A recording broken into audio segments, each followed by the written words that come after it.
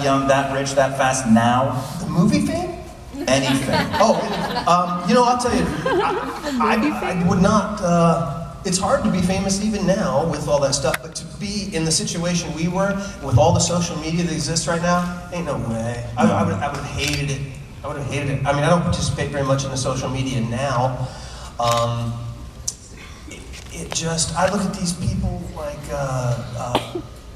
Justin Bieber, you know, absolutely a creation of the internet, and it will be the internet that ultimately destroys them. That's a prediction. I'm just throwing it out there. The internet is a big monster. It is a big monster, and it can make you quick, and it can kill you just as quick. It robs people of their dignity in ways that's never coming back. You know, these things get posted, and they're up there, and it's never coming back. And I am so glad that in my late teens and early 20s, you guys didn't have all the iPhones, you had all this digital stuff. In magazines. I got the tapes, and I smashed them myself. No. First of all, there were never any tapes. I had that stupid. But nowadays, I think the burden of it all is so easy. It's so immediate and it's so big that I just feel sorry for some of these kids now when I look at them, you know? What about that kid, that one kid? You know, these kids, they get too famous too quick. They're killing themselves. You know, it's just, it's a lot. And if you come to Hollywood, come to this business aspiring to be famous, it'll kill you. It will kill you. You better come wanting to do the work. Otherwise, you won't be there long, and it won't be that much fun. Because here's the problem: when you get to the top of the mountain, and the problem with getting to the top of the mountain is you can get to the top of the mountain very quickly now because of the internet. When you get to and it's just like being a mountain climber. When you get to the top of the mountain, there's nothing to hold on to. There's nothing around you but air, and it's just like that with being famous. You think that once you get famous, it's gonna fill this void inside you, or all of a sudden, you know, all of that love is gonna make you feel a certain way, and it's gonna fulfill you somehow, but it doesn't. There's nothing there at all. So you have to make sure that you are driven by something else. If you're driven by fame, fame is empty. Fame is hollow. Fame gives you nothing back. And the problem with the internet is people see it as a way to just get famous. And if that's all that's driving you, it is a hollow victory, and it will lead to your destruction. There was a poll taken recently, but it was in my country, so the math is questionable. I beat him to it that time. Written in crayon. See how that works? Right, written in crayon, all that. But they interviewed young kids of high school and middle school age, and they said, "What do you want to be when you grow up?" And 80% of them said, "Famous." And they didn't say why. And they didn't say how. They just said, I want to be famous. And they're actually, it has a name now, that syndrome. It's called Kardashian syndrome. Very well. That may or may not be true, but you clearly get what I'm talking about. And they just want to be in some kind of spotlight, because now, you know, everybody's can make a movie. Everybody's got a thing. And so what famous is kind of a different, it's constantly, it's liquid, it's evolving, it's changing, and I guess my concern about any of it is they need to know, and listen to people that got famous before you did, because that's what I did. I met people that were famous before me, and I listened to them, you know, what's it about, what's it like, you gotta tell them that, it's what Jason said, there's no there. You open the box when you're famous, you think there's gonna be that great thing, and it's just not there. It's just you, and your work, and your friends. Or hopefully your friends. A lot of times it'll be the people that call themselves your friends, that think they're your friends, come in your house and steal your shit. You know, they're not your friends. Steal your videotape. What? No, but there's no videotape. There is no. No. We'd have to find a beta player to get it going.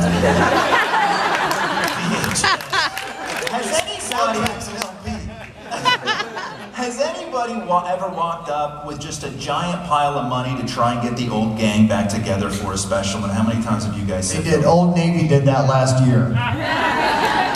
They did. And they had the appropriate size pile.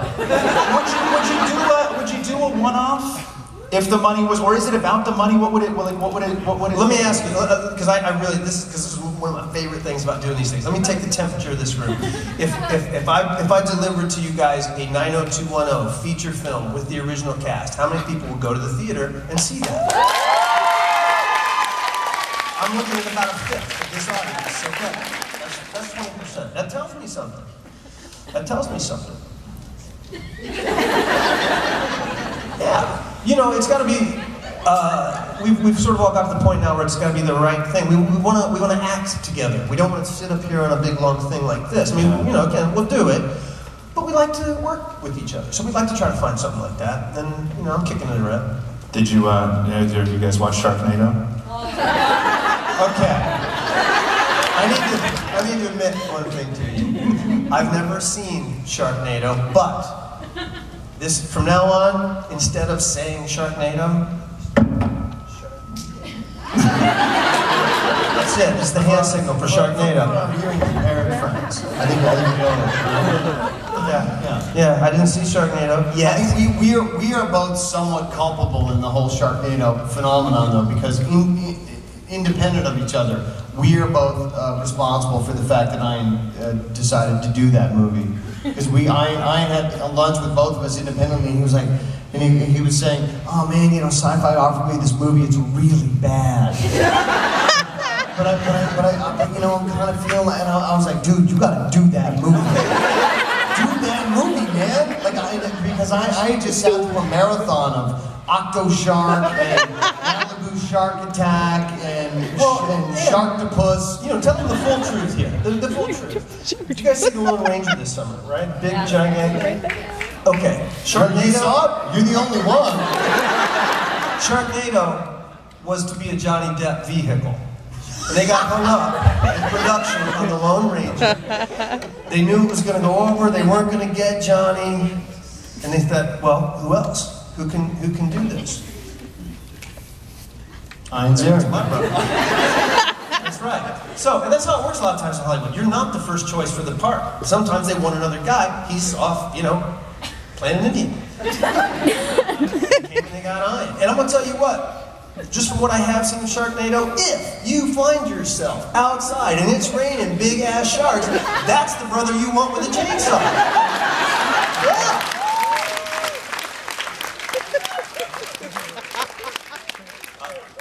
Jason, are you doing a book? Reading a book? No. Yeah. Yes, I'm doing the novel version of Sharknado right now. It's going to be exciting. Page turner. Are you doing your memoir? I'm currently writing a memoir. Yeah, I'm going to donate a couple of chapters to the Sharknado. Yeah. Why now? Why now for the memoir? I remember. I don't know. It just seemed like, I don't know. It just seemed like maybe it was time. I don't know. Why not? He doesn't know. Here's the real reason. Every day that goes by, I forget a little bit more. And I'm afraid I'm just gonna start to forget it all. I've suffered too much head trauma, and my kids are just sucking every bit of knowledge I have out of my head. I'm afraid it's gonna go away. He was educated in I was educated in Canada. Yeah. Just rolling that out there. You guys missed that. Yeah, you were beating me with that at the beginning of this talk. And you proceeded to say, "I don't know," 5 times in a row.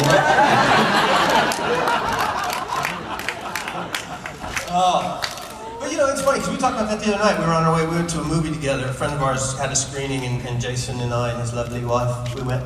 And it's funny, we're on the red carpet, and I'm standing there, and we have Naomi in the middle of us, and we're taking these pictures. I look over at Jason and I say, "Yeah, you laugh now, watch, they'll cut your ass out of this picture." Next day, he sends me an email, picture of me and his wife.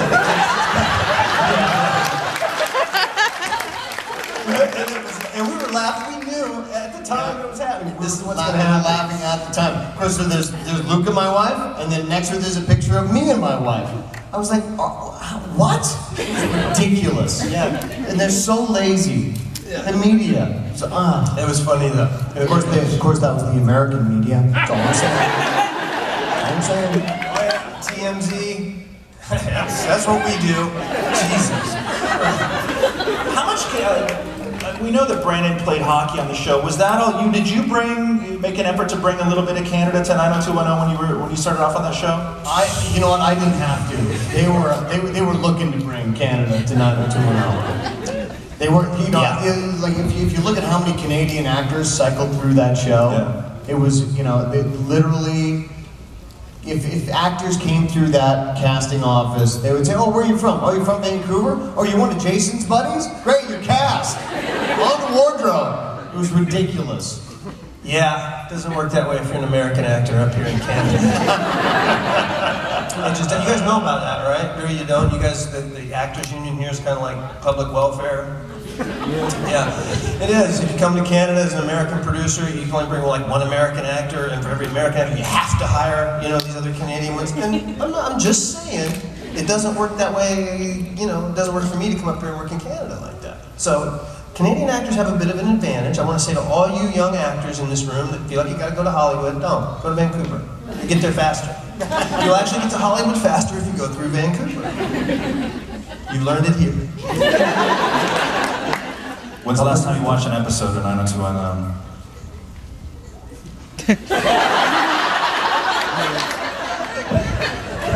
I will say. And were you alone?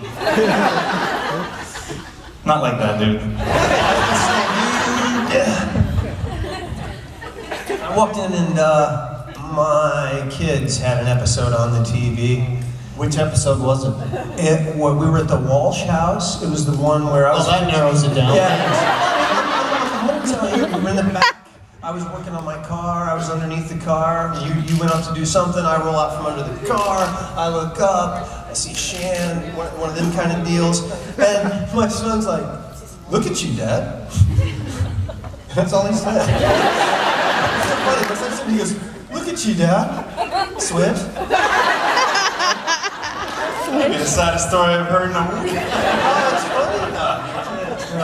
I've seen my kids, you know, you got 8 gazillion channels now, and I've seen my kids flick by me, and then I'm on another channel, and they flick right by. Different movies every time, and flick right by. It's so funny. Jim? Last time I saw an episode of 90210, I'm going to say 2004? Really? How many years is that? That would be 9 years ago, sir. Well said.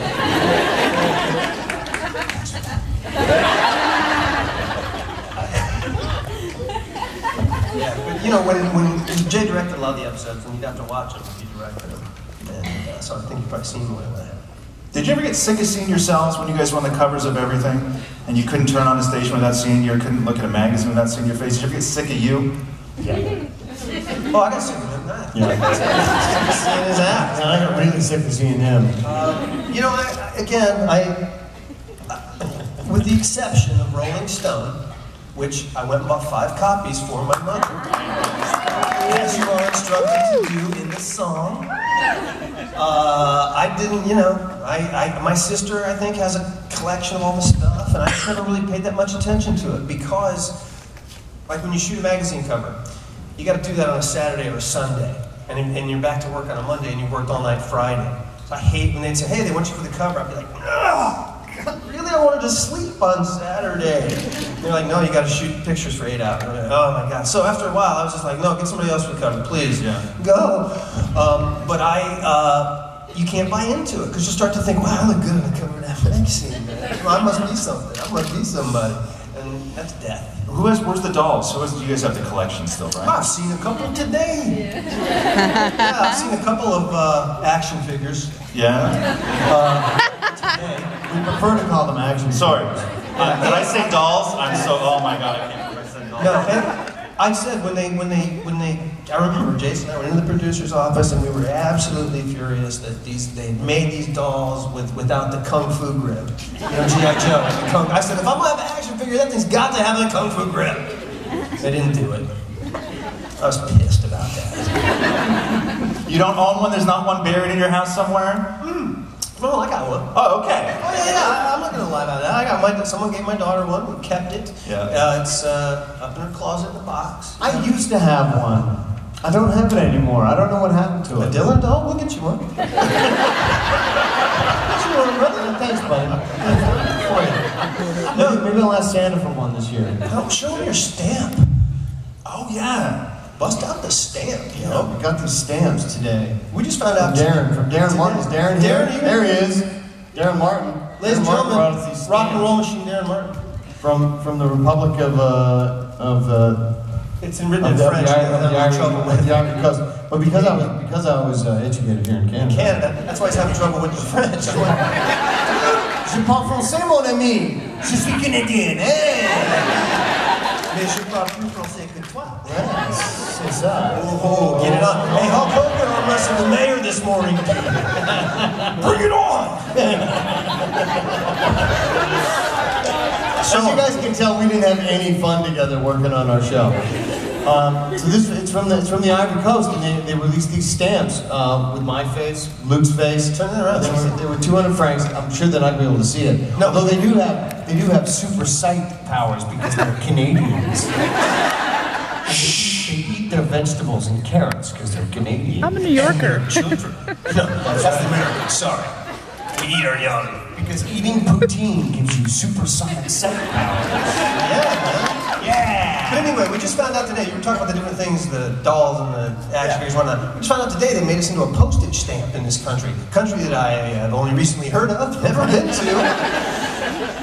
And they formulated a postage stamp with me and my brother on there. I thought that was cool. Now I'm gonna go home and try to see, what other stamps they got. Because I've been made into a lot of things. T-shirts, pillows, towels. Never a postage stamp, not until today. You can't beat that. Woo, takes a licking, keeps on sticking.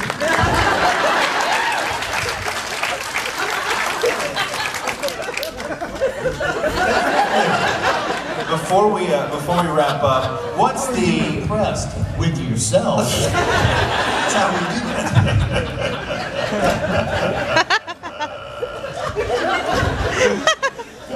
Oh, shit. If you send me a Christmas card next year, that better not be on it.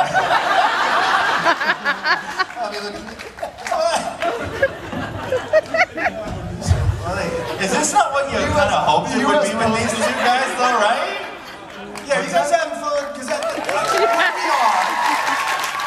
we are, but we're not here for us to have fun. We want you guys to have fun. And ask all the stuff you want to ask, and But I don't think you guys get this. I think there's a part of this that you don't get, which is what is fun for all of us is to just sit and watch you two guys goof. Like that's to know that it's real and that it's here and that it's not, bullshit. This is what people want.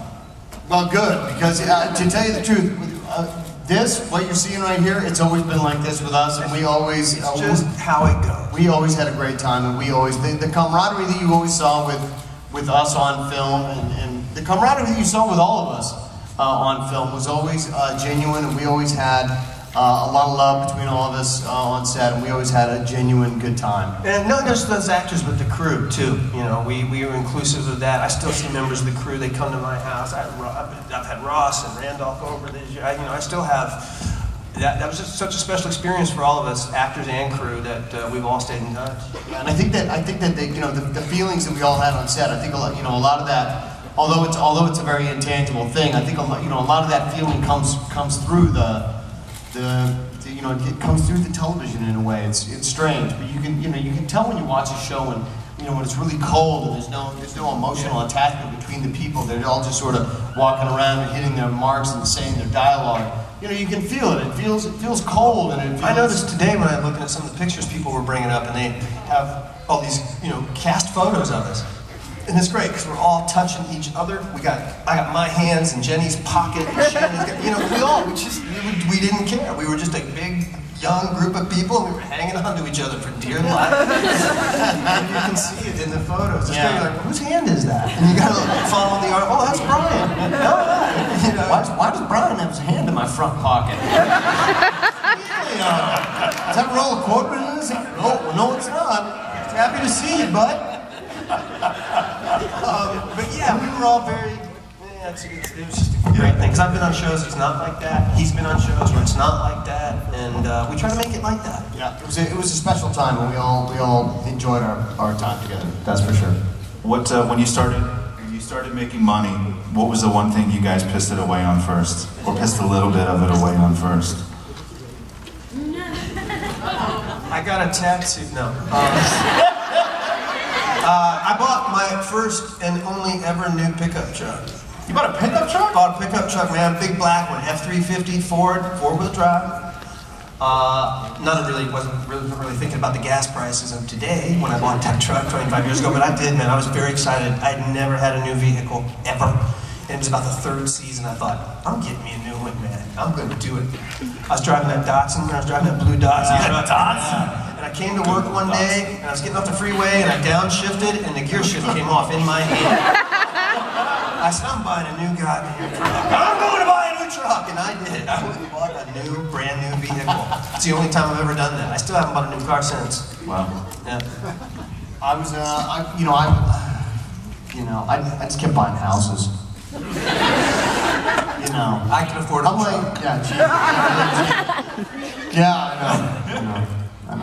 I wish I could come up with something really, and I bought a yacht. They did that, I didn't. I was the really pragmatic one. I'm gonna buy a house. Boring. Yeah. Pragmatic, dude. You own Sammy Davis Jr.'s cufflinks. What are you talking about? Yes. Yeah, but those only cost me like $400. Yeah. And because he was dead. And yeah, he goes over to Sammy's house, the auction or whatever. They're rolling out Sammy's stuff, out to beach. She needs the cash. Feecey, man. Feecey had to sell his stuff, man. Jay shows up the next day at work with these gold record cufflinks. Says, "Hey there, Mr. Wonderful." Belong to Sammy Davis Jr. I'm like, what? You're like, yeah, dude. Hey there, Mr. Wonderful. They belong to the Samster band. Pretty cool. This brother's walking around with Sammy Davis Jr. on. I'm like, Guys, I cannot thank you enough. I hope everybody here enjoyed this. I hope so.